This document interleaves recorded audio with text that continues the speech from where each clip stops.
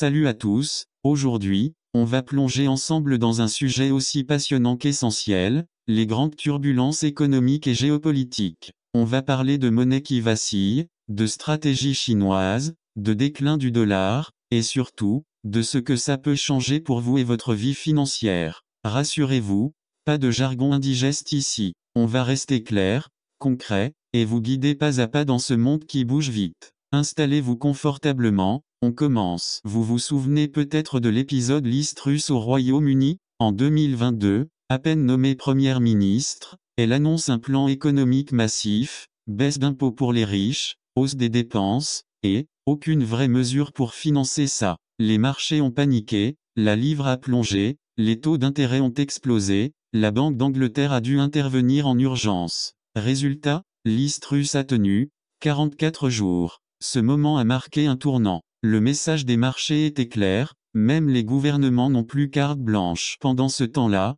la Chine avance ses pions, tranquillement mais sûrement. Selon l'analyste Charles Gave, elle prépare depuis 15 ans un système monétaire alternatif au dollar. Elle développe des accords avec les pays voisins, met en place une coopération régionale pour stabiliser les monnaies asiatiques. Et surtout, elle propose une autre façon de commercer, sans dépendre du dollar. Résultat, elle vend aujourd'hui du pétrole à l'Inde, en roupies. Et elle aimerait faire pareil avec l'Arabie Saoudite, en payant en yuan. Pendant que l'Occident doute, l'Asie trace sa route. La Chine développe un crédit en dollars de Hong Kong. L'Inde commerce directement au nord de l'Himalaya, sans passer par les voies maritimes dominées par l'Occident. Même les banques centrales asiatiques s'organisent pour ne plus dépendre du FMI ou du dollar. Et côté performance, les obligations chinoises ont été plus stables que les américaines ces dernières années. Ce qu'on vous propose aujourd'hui, ce n'est pas d'avoir peur, mais d'ouvrir les yeux. Les anciens modèles vacillent, le monde se reconfigure.